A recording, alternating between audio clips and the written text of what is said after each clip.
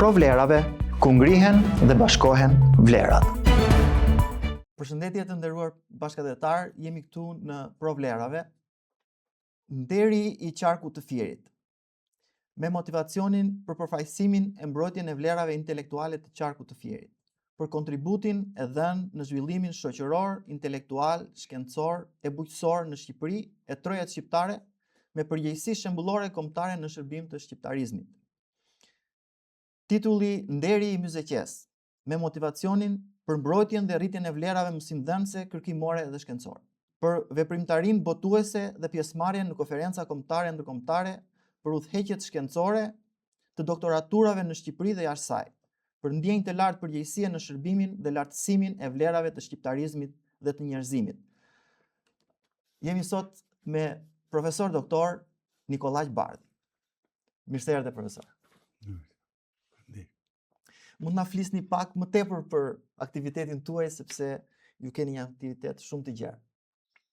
Po, fillimet e punës time janë që u kam qenë student në vitin e dytë, ku në ato vite kishte një standard që student ishim mësare mbi 8, merreshim me tema shkencore që udhëhiqeshin nga pedagogët aty.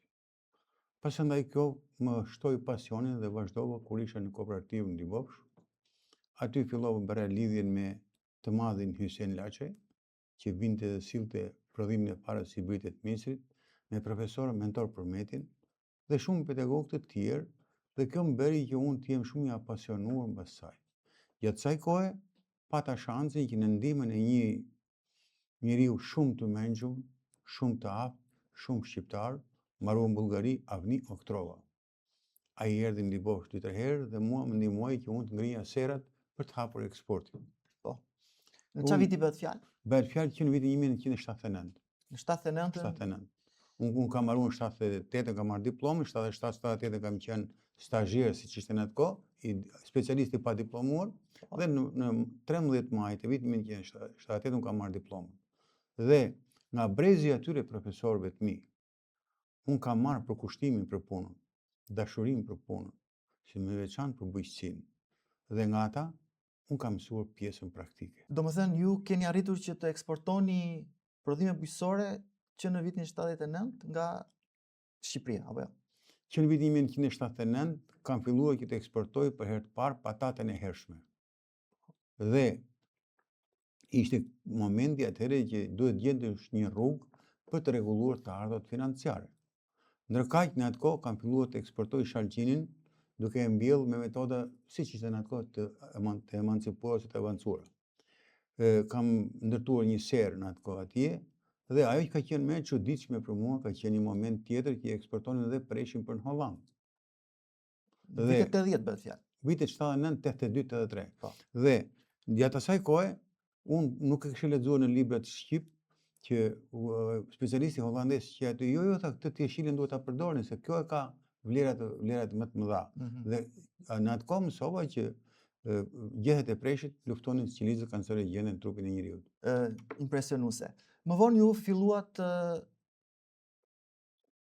vazhduat në mësimdhënien në universitet apo jo? Unë të them të drejtën kam pas një periudhë të gjatë rreth 3 vjet që kam qenë në dispozicion të Këshillit të një teme të Këshillit të Ministrave pranë Institutit të Studimit të Tokave, ku drejtor ka qenë një profesor i im i talentuar, Lefter Veshi. Dhe aty unë fillova të mësoja shumë gjëra të tjera, të njihja Shqipërinë praktike. Dhe nga ana praktike të mësoja shumë gjëra dhe të përputhjeta me anën shkencore të kohës. Farikisht, unë kam filluar punën si pedagog me datën 9 shtator të vitit 1985. Dhe ju keni dhënë mësim për një kohë të gjatë, jeni një nga udhëheqësit shkencor të shumë brezave, apo jo? Po. Unë gjatë kohës që isha në Institutin e Tokave, në dispozicion në Institutin e Tokave, unë jep edhe mësim si jashtëm aty. Kam dhënë mësim dhe në filialin e Lushit pak kohë, kam dhënë mësim dhe në shkollën e mesme bujqësore të natës në Libofsh. Këto më bën mua që unë të pranoja ngarkesë me trupin tim dhe të ndija lezetin e punës. Farikisht, profesorët për mua ka qenë kultivuesit më të mëdhenj, edukuesit më të mëdhenj të kohës, dhe unë kam marrë nga ata seriozitetin për punën, korrektesën për punën. Kjo është edhe një karakteristike e zonës tonë në Myzeqe, apo jo? Po. Çfarë keni ndonjë mbres nga ato vite pune? Unë kam një mbres në ato vite pune dhe e ruaj atë me shumë. Njëra të parë pata nderin dhe pata fatin që të punojnë në vendimin time. Një popull i mrekullueshëm. Një popull shumë punëtor. Një popull që unë dhe sot i kujtoj me shumë respekt, veçanërisht brezin e vjetër. Dhe mund të them një diçka që mua më ka bërë përshtypje që unë ja kam borxh atij popullit.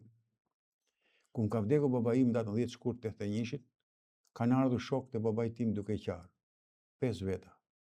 Prof Gjeka, Llamër Zaka, po. Luk Çuni, Avram Bardhi dhe Luk Marini. Dhe një kushëri im në atë kohë më thot, ju ka respektuar populli baban. Ai nuk e ka prishur gojën kurrë. Dhe e tha, ju ti tani duhet të respektosh. Që aty unë nxorra mësimin që në fundit duhet të jemi me një logjik gjithmonë pozitive në shërbim të popullit. Sepse në fundit nuk do të presim të ndryshojmë ligjin që të shpëtojmë popullin nga buka, nga mungesa bukës ose nga një jetë tjetër.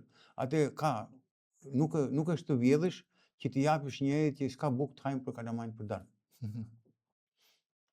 Atëherë kishte ato kufizime.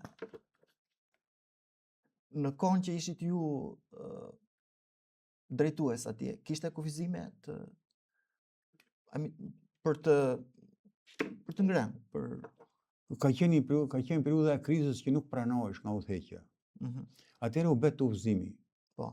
Dhe një moment dramatik ka qenë dhe i keq ka qenë ku po bëhesh mbledhja. Ishte një sekretar biroje, sekretar partije, që ishte me 4 klasë shkollë. Ai s'kishte asgjë në shtëpi. Dhe i qej paj dhe moj flamurin si partjak që ishte, thosh do çojmë dhe unë i bëra një pyetje, çfarë do çosh ti? Çka ke çuar ti në kooperativë ku formo kooperativa? Ka çuar jadi jo. Të tani s'ketë, na lëni ti kemi të çojmë. Dhe në atë kohë pati një tendencë negative se kush kundërshtonte vijin e partisë edhe survejohesh. Edhe kishte provokacione dhe unë isha i ri atë kohë nuk dija ato shejtanllëgjet. Kur unë thash të llaf atje, një i përkthjelur operativ sigurimi filloi po provokonte. Edhe një burr shumë i nderuar. Pjesëtar në luftë, kryetar në lokaliteti, Kolloshi. Më fut krahun dhe më thot, pa famosën e një 3-4 veta dhe nuk t'i vjen njëri i hekrat. Aty unë fillova të mësoja ç'ishte jeta, sepse jeta nuk është vetëm libra. Dhe fatikisht në atë kohë ka qenë një moment që ka qenë një sekretare e parë në Fier, Naun Kabozo. Dhe asaj i vdik nëna. Dhe më kërkoi që t'i çojmë në një gjë kështu për shpirtin siç e kanë traditën. Dhe e çova. Ajo vjen aty dhe ham darkë natë. Edhe më bëri përshtypje sepse i thash që nuk është një gjë e madhe që bëm sepse jemi njerëz me gjitha. Ajo u ndeti kështu dhe tha, jemi në hall të madh. Popullit hallin e dim, po nuk kundërshtojmë dot. Domethënë ata vetë dinin. Dhe ka qenë një situatë dramatike sepse ai që nuk dinte, ai që nuk kishte, ai që nuk prodhonte, ai bëhesh me hidhesh me një herë plak për plak në atë punë. Realiteti ishte ndryshe. Dhe pasaj kohë qelloi që ne bëmë një takim në Krutje të Lushnjës dhe aty më thret ish kryeministri Adil Çarçani në gusht 82 dhe më thot, po hajtë më thuaj si është e vërteta. Po gënjemi. Kooperativa ka 2500 lop, dorëzon 4000 viça. Ja blen antarëve dhe po ashtu. Dhe kështu dhe për këtë. Dhe në atë kohë unë aty mësova se nuk i di, aty ka qenë një kryetar i grupit instruktorëve të Komitetit Qendror në atë kohë, një Kostaq Lazari, i tha Kostaq kryej këto ti tha. Dhe falikisht ka qenë një periudhë që në atë kohë po bëheshin kryetar kooperativësh veterinerë, për të çuar, për të furnizuar komitetet ekzekutive, komitetet e partive me mish, me gjëra. Dhe populli në atë kohë ishte e vështirë dhe në këtë kohë ka qenë një moment shumë i keq kur do t'i vdiste babai njerit, ishte smur. Ai duke qarë dhe më thotë më kështu, unë kishim çik mish që një për kompanjerët aty. Dhe i tha, merr atë një kopsh për lek t'i paguaj unë dhe mori. Mas një javë i vdiq babai. Dhe në këtë kohë ne vinim kishim zakon, ishin njerëzor njerëzit. Dhe shkonim atje në orën 9:10, kemi një kafe, thithshim një 50 lekëshe. Vajtëm atje. E shoqja e tij, pra nëna e këtij, djalit që ishte më i madh nga unë atë kohë, më puthi tha faleminderit që babai, burri im tha iku me shpirtin e ngopur tha që hengi çik mish. Këto janë kujtime të rënda, por nga një anë edhe tani në këto kohë, si do ta krahasonit atë kohë me tani? Sepse edhe tani ka të ngjashme. Ka, shumë ka, bile si mund të themi ka që nuk ka sistemet përkryera që ti plotësoj të gjitha. Por sistemet ndërtoj njerëzit. Nëse njerëzit flasin me mend kokë, kanë tokë dhe zemrën në tavolinë, ndërtojnë sisteme të mira. Është e rëndësishme dhimbësëria kombëtare. Unë le të kem bukë e mish sa të dua, po s'pati edhe komshiu dhe kalamajtë e tij aty unë kot nuk e ha vetëm. Dhe sistemi i tanishëm ka ikur shumë, ka humbur shumë vlera njerëzore. Ka humbur shumë humanizëm. Dhe shpesh herë unë përdor një shprehje. Ishim më mirë kur ishim më keq. Fatikisht nuk ka ngelur njëri mbi këtë tokë. Të gjithë kanë ikur. Njeriu rron mas vdekjes. Rron mas vdekjes me sjelljen e tij, me produktivitetin e tij, me ishte një Amerikan George Eliot. Po. Dhe thotë shumë, të vdekurit nuk janë të vdekur, për sa kohë brezat që vijnë, i mësojnë dhe mësojnë nga ata. I kujtojnë, po. I kujtojnë. Dhe i citojnë. Dhe juve jeni një nga shkencëtarët që në fushën e bujqësisë citojeni dhe keni shumë dhe botime shkencore, apo jo? Po. Mund na flisni pak? Me thënë drejtën, unë kam pas qef punën dhe profesorët e mi që përmenda më kam futur në shpirt dhe njak punën. Dhe puna duhet bërë me ndershmëri. Çdo gjë i ikën koha, shkollës dhe punës nuk ikën koha. Unë kam punuar në aspekt më të gjerë dhe kam pas dhe lidhje, duke qenë se kam punuar vetëm prodhim 6-7 vjet dhe kam ngritur eksperimente bashkë me njerëz të tjerë. Kam arritur që unë të realizoj rreth 150 konferenca pjesëmarrje, nga të cilat 35 janë kombëtare, 115 janë ndërkombëtare, në mbi 15 vende të botës.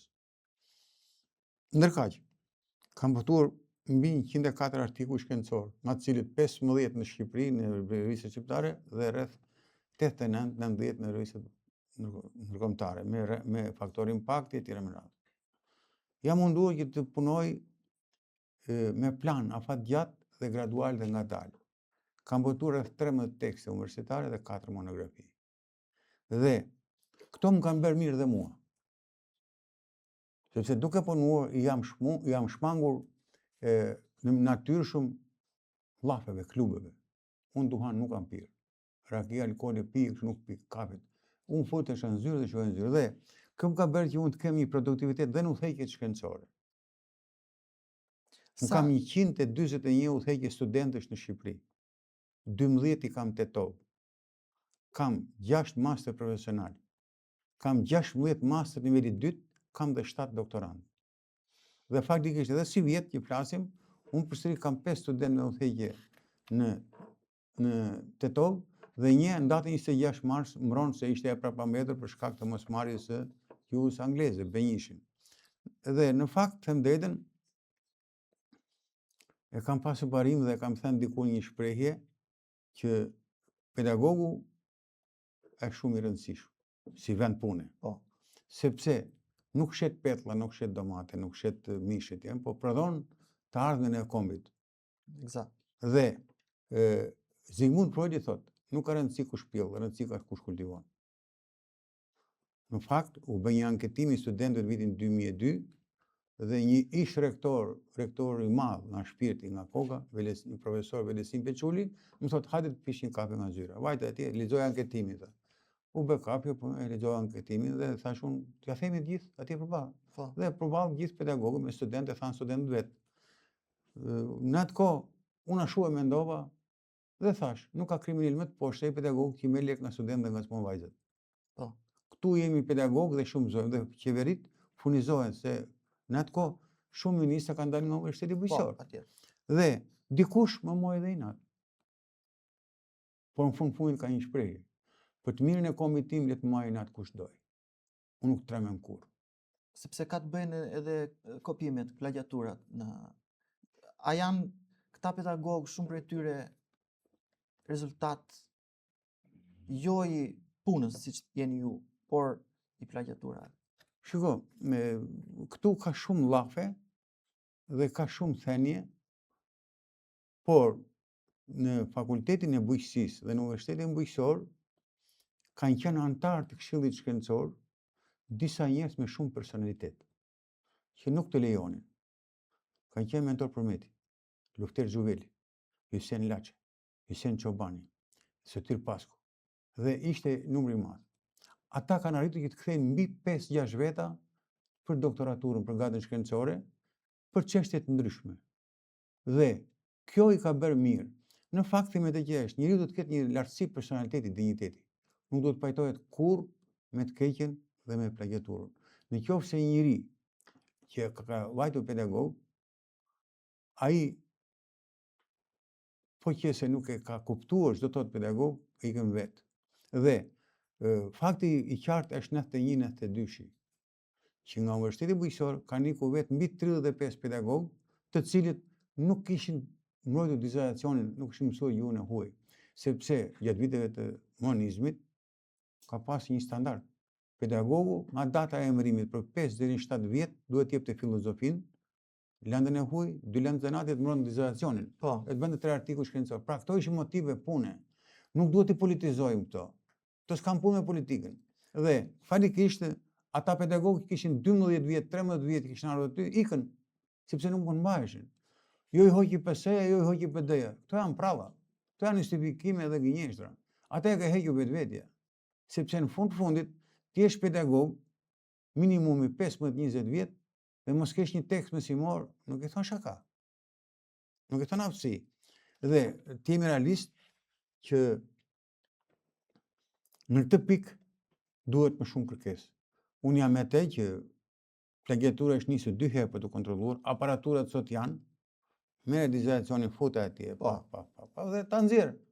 Gjermania hoqi 120 tituj. Italia ka hequr. Pse? Ai është motiv pune për të ardhmen, për të mirën e kombit, për të mirën e vendit. Dhe falikisht ne merremi shumë me ca gjëra që janë çik negative. Shqipëria nuk ka respekt për intelektualin. Së pari, të gjej një vend botës që profesorin e nxjerr 68 vjeç në pension. Greqia nxjerr 75. Dhe profesorët duhet ndahen. Profesori shteti, profesor ordinario, inordinario, straordinario. Pra, sipas vlerës së punës që kanë. Po. Sepse ka një gjë që shpesh herë këtu abuzohet. Abuzohet dhe kjo pengon të rinjt. Unë kam pasur fatin që të jem student i profesorëve gjigant që kanë ardhur nga jashtë shtetit, që kishin studiuar dhe që ata ishin me një shpirt pune.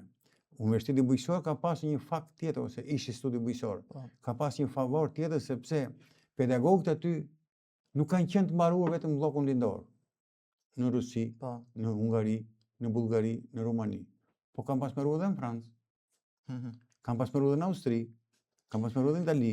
Po, nuk mendoni se gjendja aktuale e liderëve të profesorateve tona ka rënë? Pa tjetër ka rënë. Si nivel? Ka rënë.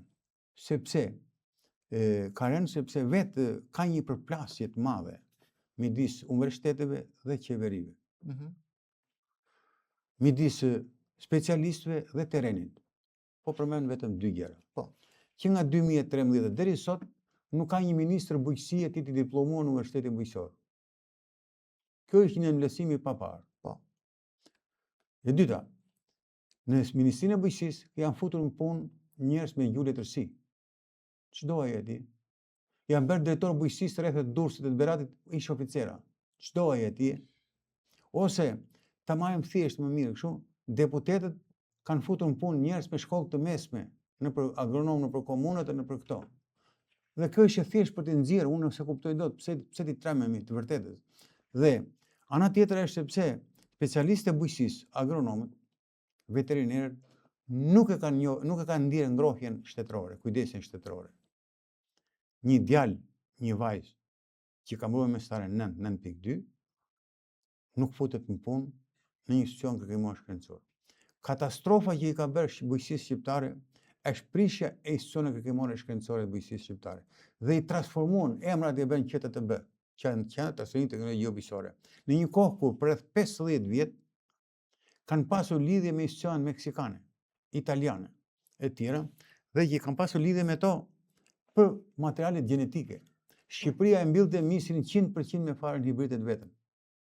Këtu do të tregoj një kuriozitet që është çik i vështirë. Isha në Hungari në një panajir. Po. Dhe kalova kështu.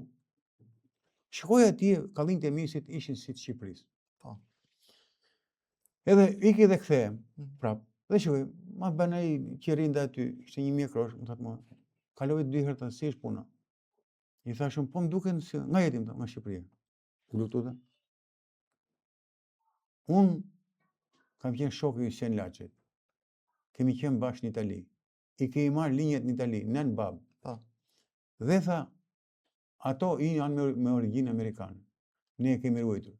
Nëse ne në Shqipëri e shkatruam institutin e misit të origjinë, në vend që të bëni një shtatore të Hysén Laçit atje, ose në vend që të bëni një emër Universitetit Bujqësor me to përmeti, nuk e di nga i polli mendja dikujt e vuri jemi bibliotekës, siç kishte profesori me bibliotekën kjo s'merret vesh. Pra ne kemi një gjendje të tillë ku falikisht intelektualin e kemi vrarë. Luigi Grokuqi që vran mbari. Unë ku kaloj atje në muaj që shpall, mua mikën lot. Është vrarë Hasan Prishtina në Selanik, e tjetri në Prizë. Ne duhet të jemi më të butë. Një, më respektues. Duhet vendos standarde Shqipëria. Standardet janë që Shqipëria dhe gjithë shqiptarët duhet të respektojnë gjuhën, duhet të respektojnë historinë, kohën dhe punën. Dhe falikisht, në këtë aspekt, ne sot akoma përdorim fjalë të huaja, nuk e di nga i vjen ajo mendje, dhe nuk ka ligj për këtë punë. Se të flasë një deputet në parlamentin e Shqipërisë, të thotë fjalën afera, i shkoj gjeje vend botës, nuk e gjen dot. Sepse atje të heq nga puna dhe nga televizioni dhe gazetari nuk e le të flasin vend tuaj. Aq më tepër që ne jemi një vend që kemi shumë toponime, shumë emërtime në gjuhë të huaj. Për shembull, Timi Realist, Gradisht, Valorek, Novosel, Dobrenj, Çorovod, dhe këto, ose po Gradec, po të Gradec, dhe ose Bozhigrad, tash një gjega. Pse të mos i flasim fjalë të shqipne? Pse të mos i kemi emra të shqipne? Dhe këto japin edukat të fëmijët tanë. Falikisht japin dhe autoritetin e vendit tonë, sepse në fund shumë vendet botës, edhe Greqia, edhe Turqia, ku kanë prodhimet e veta bujqësore, vend taksa me importin. Ju keni bërë edhe studime jashtë shtetit, apo jo? Pas universitare, në Gjermani, me sa di unë, në Itali, apo jo? Në Gjermani. Ku e shikoni diferencat për shembull me një parantesë, në Gjermani unë kam qenë për kërkim shkencor. Po. Diferenca është tek teknikat, mjetet e këto. Ndërsa formimi i përgjithshëm është i lartë. Atje. Edhe këtu, te ne. Te ne. Unë për shembull atje, në ato vite para se të vija atje, kam bërë një 3 muaj për informatikë, se informatikë s'kishim. Atje ishte qendrora më lartë, sa të tjerat ishin tjetër gjë. Dhe sot sa dite, unë po them kaq që unë që jam me ju, kam lëshuar rekomandimin e 4-5 veta që kam bërë doktoratura jashtë shtetit. Nuk ka punë me partit arsimi. Arsimi është arsim dhe arsimi do të ruhet i fort. Unë do të përmendja këtu 3 përcaktimet e Lincolnit. Nuk do të shikosh të ardhmen e një kombi, shiko nivelin arsimor. Nuk do të shikosh kulturën e një kombi, shiko si mban varrezat. Dhe nuk do të shikosh higjienën e një shtëpie, shiko si mban WC-n. Dhe dikur në traditën shqiptare ka qenë një gjë. Një burr çik i vjetë çohej shkrushk. Dhe ai thoshte që unë dua një gotë nga nusja. Dhe nëse gotë do të jepje kështu, nuk shkon, gota jepet kështu. E dyta, ishte një tjetër që thoshte, unë do të vete çik mbajnë se jam pa qef. Dhe vinte shikonte dhe në traditën shqiptare, në WC-t e familjeve të mira, ka pasur vazo Borziloku. Dhe godiste bimin e Borzilokut që tikte era e keqe.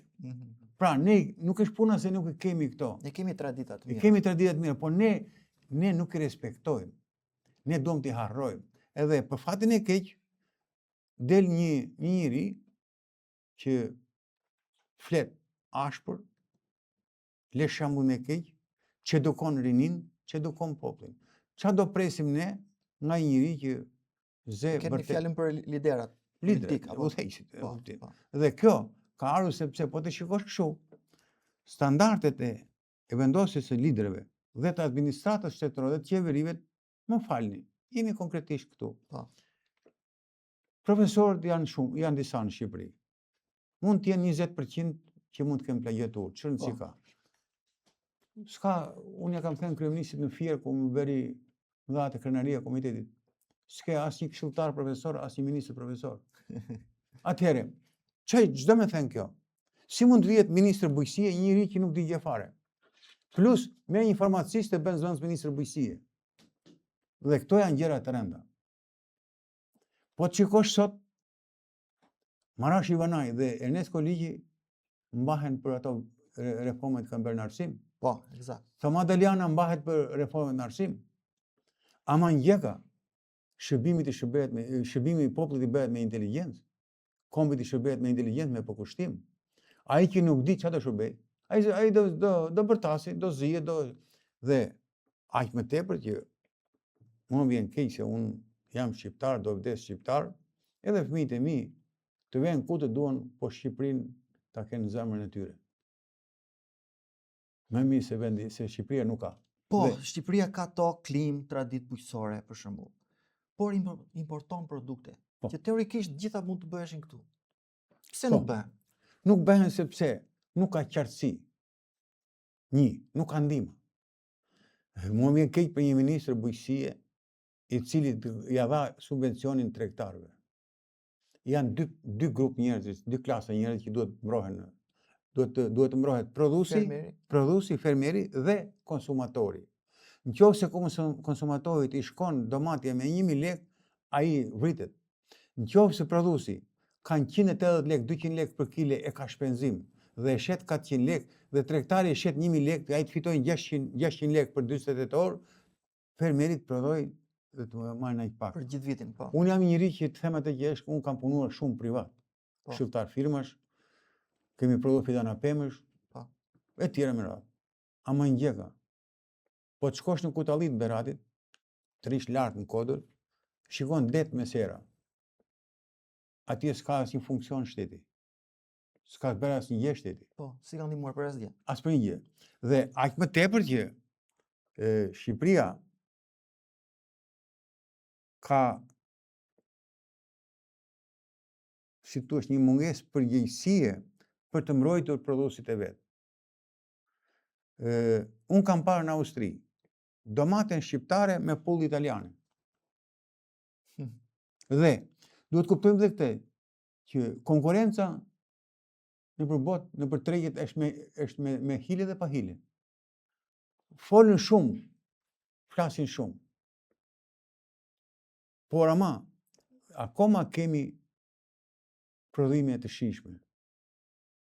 Ka varietetet autoktone apo jo? Po, ka ca varietete autoktone që nuk po i bëjnë ashtu siç duhet dhe nuk po i trajtojnë siç duhet.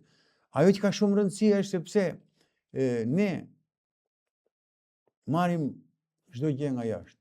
Po pikërisht. Është kjo një politike e qëllimshme? Vjen nga lart, domethënë sepse këtu ka një farë oligarkie. Po. Oligarkia është interesuar që të fitojë nga importet dhe nuk do konkurrencë nga brenda. A ekziston kjo në Shqipëri? Kjo o është me hile nga oligarkët, o është pa aftësi. Sepse në fundi duhet kuptojmë një gjë. Çdo fuqi e një shteti matet me prodhimin dhe raportin eksport-import. Senati Amerikan shqetësohet në qoftë se shkon eksporti 48% dhe importi 52%. Si e kemi në Shqipëri? Ne kemi eksportin pothuajse të papërfillshëm. Kemi 20% me 80%. Dhe këtu nuk, ose majmë tjetër, nuk ka asnjë seancë parlamentare që të diskutuar për prodhimin. Plus është tjetra gjë, të jemi realist për këtë punë që në shumë raste nuk zbresin deri në teren. Domethënë, qeveria nuk e ka iden fare se çfarë ndodh poshtë. Nuk dua të nxitohem dhe nuk kam qef që të them fjalë kështu, po fakti është ky që nuk ka kontributin e duhur, ndikimin e duhur. Domethënë, politikat janë antiprodhim për momentin, mund të thuhet. Prodhimi shqiptar është i pambrojtur nga qeveria. Dhe aq më tepër që duhet subvencionuar. Duhet subvencionuar dhe qeveritë shqiptare dhe unë që flasë, kushdo që është, do ikim një ditë, do ikim nga pozita, do ikim nga kjo botë, por ajo që do rrojë gjithmonë është Made in Albania. Dhe në qoftë se një prodhim është cilësor, shkon jashtë, ecën. Për shembull, ku kam shkuar unë herën e parë në Austri, në vitin 1992, takova një ajë dhe më tha, ne njohim sa prodhime shqiptare dhe i kemi përdorur këto, dhe i kemi pas marrë. Ai ishte një krenari. Po. Ai ishte një fuqi shtetërore. Dhe plus ka një gjë tjetër, të jem realist. Shtetet perëndimore, kur eksporton një mall prej atij jashtë shtetit, ata i japin atë free tax ose merr veçtojnë, i japin atë italian IVA-n. Po. Te ne nuk i jepë 100 lekë për kile për domate ose 50 lekë. Subvencionim. Duhet të japi. Jo, ky nuk është subvencionim. Ky është një shpërblim që merr ai prodhuesi për eksportin që ka punuar mirë, sepse që të prodhosh domate në cilësi të lartë është gjë e më e mirë, ose të prodhosh diçka. Dhe në këtë pikë për shembull, si mund të jetë kujdesi për bujqësinë aq i mirë kur ti ve një me shkollë të mesme natën, agronom në një komunë apo kudo, dhe nuk ve specialistin. Dhe po ta shikosh tani në momentin që flasim, të gjitha qendrat e transferimit teknologjisë bujqësore të Shqipërisë, e Fushkrujës, e Lushnjës, e Shkodrës, nuk janë të kompletuara dhe nuk po vazhdojnë kualifikimin shkencor. Se këtu nuk duhet mirë të merrem me thashëteme.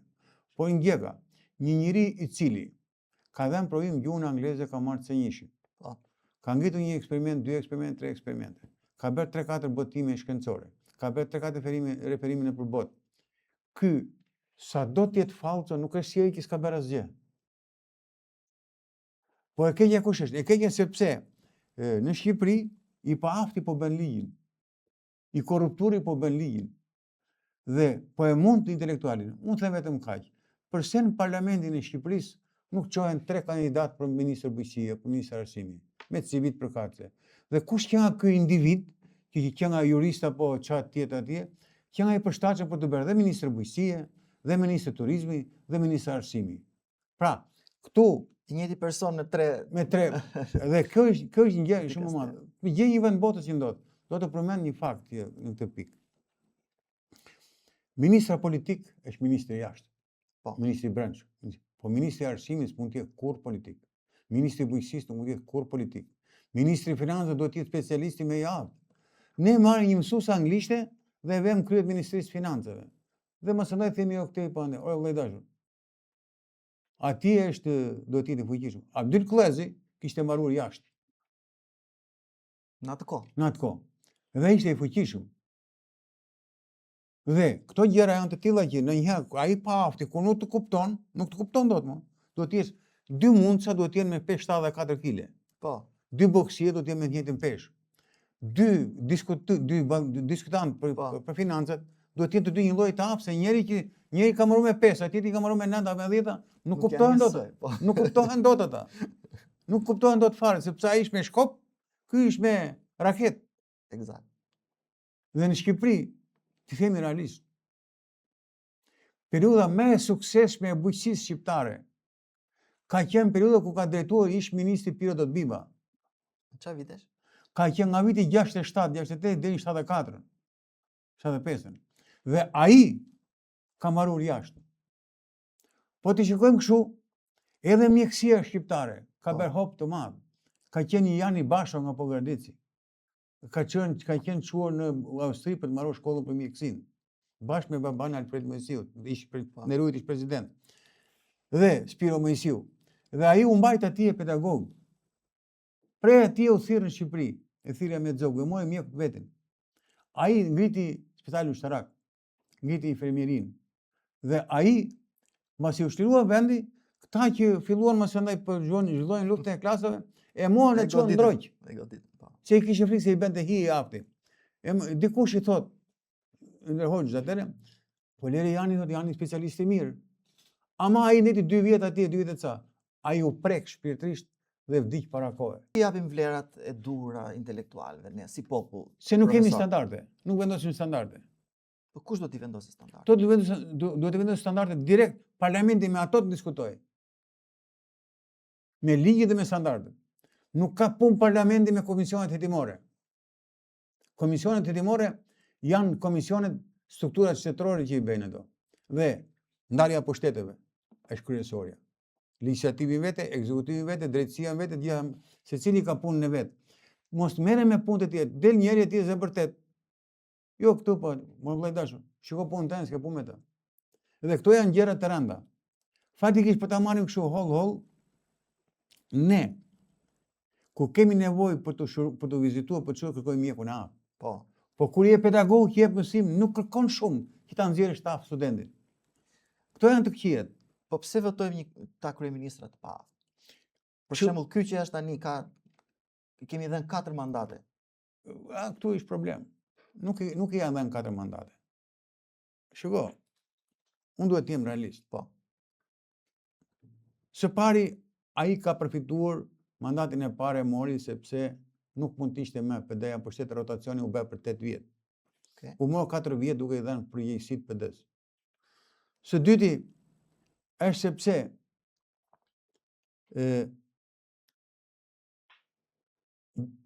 opozita u dobësua shumë, u organizua shumë. Dhe këto nuk është politikë, është kontrapazllëk. Kesh qenë deputeti PD-s, e të marrë unë çojmë punë kush bën PD-ja, po nuk është politikë. Jo, ata kaluan nga PD-ja u bën deputet PS-s, nga deputet të PS-s kanë kaluar kështu. Më fal. Nga PD-ja te PS-ja, nga PS-ja te PD-ja. Këto nuk është politikë, nuk ka filozofi kjo. Kjo është një gjë kështu që unë po bëjmë atrapazllak, po të më japësh 100 milion lekë unë të marr. Po. Dhe po ta shikosh me kujdes, njerëzit e ndershëm, njerëzit e përkushtuar nuk I do. Nuk I do politika. Nuk I do politika. Vllai dashur, ti si muhabeti. Pse nuk e zbulojmë vrasjen e Fatmir Xhendit? Nuk e di, mos të futemi në... Jo. Është e thjeshtë kjo. Vrasjet enigmatike. Janë vrasjet janë në politikë dhe në biznes. Kam pas një mik, kam pas studentun në Korçë, djalë shumë I shkat, Floran Vila. Po. Atë natë unë isha në Panajir te Klik Expo Kliku te Rogneri. Po. Janë fiku dritat në zonën e Leprakës, ai është vrarë. Gjë e parë që ka ndodhur vajta me një spital, se më morën telefon më thanë shumë. Po. Gjë e parë që është bërë hequr celulari, ka humbur celulari. Pra, domethënë, nuk kam frikë që të flas në të mirë të Shqipërisë, në të mirë të vendit tim. Dhe nëse ka ndërmend me vrasje, ore u vrak ose Trebicka, pse thanë telefon në televizor atë. Po. Dhe në fund ti me të gjë është që Shqipëria nuk ka asnjë agresor I të huajve ose I shteteve fqinje. Ata kanë qenë ndaj nesh. Po. Dhe kjo gjë, shqiptare, themi të që është nuk arrin që të bëhet. Ore, nuk bëhet ministri jashtëm veterinarësh. Nuk bëhet tash. Ministri bujqësie mund të bëjë. Po patjetër. Ama ka një gjë. Nuk mund bëhesh ministër bujqësie pa pasur 4-5 kontribute. Nëse nuk duam dalim nga linja e atij sistemi, është tjetër gjë sepse Shqipëria nuk ka kthyer sistem. Shqipëria në tentativë për të kthyer sistemin ka shkatruar pasurinë kombëtare. Nuk I ka vënë eficient. Dhe me këto pozitë, unë jam një njeri që nga 92 këtej 91 me themi, unë kam pasur rrogë të lartë. Po. Se kam punuar dhe privat dhe në shtetet tjera. Rroga ime ka lëvizur nga 2 milion deri në 6 milion lekë muaj. Po. Unë kam prodhuar për gërdet s'kam marrë tokë me qira. Unë kam marrë tokë me qira, kam prodhuar kultivoja misur. Po. I pasur nuk jam. Pse nuk jam I pasur? Ka shpenzime. Fëmija do lekë për shkollën, duhen lekë për pushimet, duhet lekë për këtu, duhet për mjekët, tjera me radhë. Ama një gjeka që të bëhesh për 2 vjet me 5 shtëpia, me kapital 400, 500, 600 milion lekë, me një rrogë, kjo të nuk e pranon kush. Ka thënë një ndjeri Periklit Teta në televizor. Llogaria është e bërë. Marr kaq lek, 800.000 lekë, sa do celulari, sa do makina, sa kjo. Çam ngel mu për të shtëpi tha. Ku blej dot shtëpinë për 6 muaj? Su edhe rrogë mos ta prish fare. Pra, domethënë, ne bëjmë dhe dikur ka qenë ish kryeministri i Italisë, Romano Prodi në Parlamentin e Shqipërisë. Po. Ka thënë dy shprehje që na ka ofenduar ne si intelektual që s'kemi qenë në parlament. Që tha, ju bëni sikur bëni reformë, ne bëjmë sikur ftojmë Bashkimin Evropian. Lutemi Zotit Berishit keni drita. Atëherë, këto janë gjëra që mua më kujton një dhimbje shumë të madhe për një profesor Temo Mandili. Ai ishte shumë i Zotit dhe për Bashkim edhe Gjevdet Harbuli, më fal. Po. Dhe në atë kohë profesor Temo Mandili llogariti Eklipsi. Byroja politike jonë mediokër nuk e la ta jepte. Mas 4 ditë që dha rusi. Ai u shtuan në spital 3 muaj, u çmend. Pse? Po lera të bëj punën e vet. Vendimet shkencore janë vendime shkencore. Po. Vendimet juridike janë vendime juridike. Vendimet e qeverisë janë vendime qeverie. Dhe këto janë të tjera. Dhe Gjevdet Harbuli atë ishte pedagog të neve, kur i kërkuan ndihmë këta për të llogaritë, thanë keni më të mirë keni në Shqipëri. Pra, domethënë, realisht timi në këtë pikë, unë them vetëm kaq. Le të merren CV-t e deputetëve për këto vite. Po. Të krahasohen me CV-t e njerëzve të tjerë që kanë qenë të shquar në fushat përkatëse. Ne kemi elitë intelektuale. Por nuk kemi elita intelektuale është ndryshme nga elita politike ose jo elita politike. Elita intelektuale është e ndryshme dhe është larg përfaqësimit në qeveri dhe në politik, sepse politika do mediokër. Politika do hajdut. Troç muhabeti. Sepse unë jam këtu dhe unë punoj këtu, kam punuar këtu. Unë kam dëgjuar shumë gjëra. Dikur dhe kur vinim që isha në politikë në ato vitet, nuk ishin seriozitet më. Ne linim tek ajo komisioni kushtetues të takoheshim në orën 9, ata vinë në orën 10 duke qeshur. Po pse? Një njeri i cili nuk ka parë një 10 me sy në jetë, ai nuk mund bëhet dot drejtuesi i Shqipërisë. Ka një rregull, dhe kur ka qenë këtu në Shqipëri, ish presidenti i Hondurasit, i bën një pyetje, i thanë me intelektual, dihej me intelektual të ardhshëm. Në të gjithë botën, fëmijët të rinj dhe të re, që marrojnë me notë mesetare mbi 9.5, shpallën pasuri kombëtare intelektuale. Dhe gjithë pasurinë mbi toksore dhe në toksore e vën eficiencë truri. Si mund të bëhet një njeri pedagog i mirë ku ka marrë mesetare 6.5? E bëjmë dhe ministren edhe. E kemi Po, dhe ministren. e bëjmë ministr. Po, kështu është. Dhe për të ardhur keq është sepse akoma nuk po i thresim mendin. Ora më fal, të them diçka. Ka qenë një kryetar gjykate në Fier. Po. Femi Avdiu. Po. Ai lexonte që në atë kohë. Bëri doktoraturën më vonë. Ai që edhe në parlament. Po nuk foli një herë budallëqe më. Ai foli gjithmonë drejt, argumentuar dhe nuk dilte njëri përballë. Po me sa e mbaj mend unë si personazh, ky ka qenë nga politika ka qenë shumë i anatemuar. Shiko, Nuk e di se çfarë. në Shqipëri ka filluar një parlamenti 91-shit dhe parlamenti 92-shit, Po, kanë qenë parlamentet, sidomos 92 ka qenë më të mirët. nga të dyja palë. Nga dyja ka qenë një idealizëm dhe njerëzit ishin me vlera. Pasandaj dal nga dal filluan bryllet.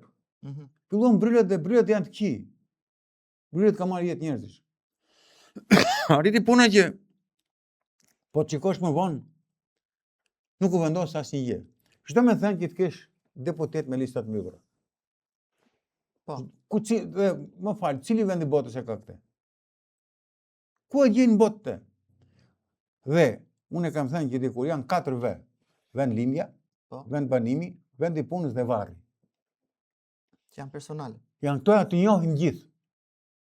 Dhe aty vjen vota. Shikoje si e kanë bërë Fierin. Po të hynë spaku Fierit, gjen ish deputet mercenar në Fier që kanë mbledhur toka. Që kanë bërë ato voltaikët. Po. Dhe ku erdhi puna, 16 drejtora nuk ishin fierat në Fier. Në një kohë unë po them kaq. Kur Fieri, që Fieri ka paguar në periudhën më të vështirë të demokracisë 92-94% të taksave i detyrimeve shtetërore. Ujë, drita, telefon. Atje ku është Me i rregullti në Shqipëri. me i rregullti në Shqipëri. Atje ku është, si thuash, korrektesa, bindje ndaj ligjit, respekti ndaj ligjit. Ora, nuk ka njëri frikë. Nuk diskutohet për frikë këtu. Po. Sepse po diskutohet për frikë është tjetër gjë. Dhe kur vjen puna, atje bëhen lloj-lloj gjërash. Dhe akoma më keq që Fieri, Qarku Fieri ka 840 pedagogë në universitetet e Shqipërisë. Ka rreth 15 në përbot. I ka me grada e me titull. Dhe s'mund të merren dot ata mund të marrin 6 vete për deputet. Dhe po të shikosh. S'ka sa universitet Fieri. Me mushi ministër. Po. Pa u hapur universitetin Fier, ai gjeti një nga te pilena profesorëve se cuar ta çonte aty rektor. Pra, do me thënë, po ta marrë shkollë të minje. Ne duhet të zhvishim nga marrëdhëniet miqësore. Do të largohemi. Mos ngatrojmë miqësinë me shtetin. Dhe e gadyta, janë dy nacionet mëdha që shpesh në Shqipëri ngatrojnë. Shtet dhe qeveri. Shtet është tjetër gjë. Shtet është administrata e qëndrueshme e avë dhe pa korruptor. 1. Është tërësia e ligjeve dhe kodeve, që janë 4 kodet, aty të zbatohen. Dhe në këtë pikë kemi shembuj të mirë. Ja u ka shkëlqim Canin. Po. U largua nga politika sepse nuk u korruptua. Ja u ka ylli bufin. U largua nga politika se nuk u korruptua. Ora ku ketë madhin dhe të nderuar presidentin më burr Shqipërisë, zotin Alfred Mojsiu, e ka thënë 2-3 herë. Ai ka qenë president, ka qenë zëvendës ministër e tjerë me radhë ministër. Po tha, me një shtëpi para 50 vjetë jam, tha. Dhe kjo është ashiqare. Del deputeti dhe ministri thotë, do t'i marrë dhe ja 50 hyrje tjera. Si do t'i marrë, ku do jeshti? Dhe unë po them një gjë. Po tjetra ka 300 prandaj. Dhe 300. Dhe këto janë gjëra, unë do të them vetëm një gjë. Shqipëria është një katastrofë të vërtet për sa i përket një logjike financiare. Rroga të ulta, çmime të larta. Unë kam detë tani, kam marrë një shtëpi me Qiran, Italisa, ashtu kam një smundje, dhe ndeta atje në Noverasco. Po. Edhe atje mora 110 euro ushqime, të gjitha më lirë se në Shqipëri, dhe unë kalova 17 ditë. Me 110 euro. Me 110 euro. Tani, në gjithë botën ka një standard. 15 deri 20% e rrogës shkon për ushqime. Po në Shqipëri sa shkon? Rroga të ulta, çmimet larta tregon që thot vith. Por në Shqipëri ka një piketim shumë të fshehtë. Kanë të drejtë të vjedhin e të mos dënohen, kanë drejtë që të kapen duke vjedhur dhe me shpifje dhe të dënohen. Si më çfarë logjike është kjo që një familjar atje në Lushnjë që s'ka bukë të hanë kalamanj, nuk pagoj 32.000 lekë drita në muajit, u fut në bukë. Në një kohë këtu ka firma që dhe tashi me çudinë më të madhe merret kuraja për t'i falur borxhet. Nuk të fal njëri borxhet. Në Itali kanë kapur një shqiptar dikur që kishte pa paguar diçka. Po. Mbas 18 vjetëve pagoj lekë. Ti tani i thua kështu dhe ti që edukon popullin. Nuk është puna PSS apo PD-s. Nuk është qenë stimulon vjedhjen, stimulon Tokezanun. Tokezanun stimulon vjedhjen dhe degeneron popullin, që mos ketë respekt me për ligjin. Ajo që është për të paguar duhet të paguhet deri një. Në qoftë se ne nuk heqim nga mendja këto faljet e pagesave, dhe unë them vetëm kaq, në cilin vend botës dhe ku e kanë marrë këtë? Ku e kanë marrë? Është një çudi e madhe kjo që po ndodh te neve, sepse ti me të gjesh. Ka shumë njerëz që po vuajnë. Po vuajnë dhe po vuajnë shumë. Sa që në mjaft raste pensionistët ti me të gjesh. Qa do bëj me 250.000 lekë në muaj? Në një kohë ku nga dhjetori, janari, shkurti dhe marsi, vetëm drita elektrike të shkojnë 110.000 lekë. Po. Pra, ne du t'jemi me kam tokë. Dhe du t'jemi të drejtojmë popullit hapur. Pra atë që e njeh jetën e shqiptarëve. Pra atë që s'ka pasur asnjë sukses në jetë. Nuk mund të katapultohet me në ato pozicione. Unë habitem që kur ishe te spitali atje, ishte të merë. Kanalet, tubët e ujëra të zeza ishin qara, dhe kur parkoja makinat atje binte erë.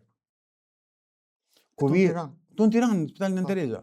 Kur vi atje tek WC-t, Nuk kishe ku të shkoje. Nuk shkojnë as derët. Dhe unë tani isha në Itali. Vajta ati u vizitova. Po. Ama higjienën maksimum, njerëzillekun maksimum.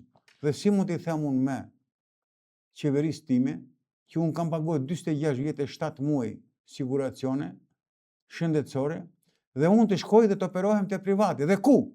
Të spitali deputetit. Ish shefi të tësisë kohën e monizmit, deputet edhe ministra në kryetar parlamentit që kanë qenë. Dhe sa? Vetëm operimi 7.000 euro. Një natë rinja ati e 261.000 lekë.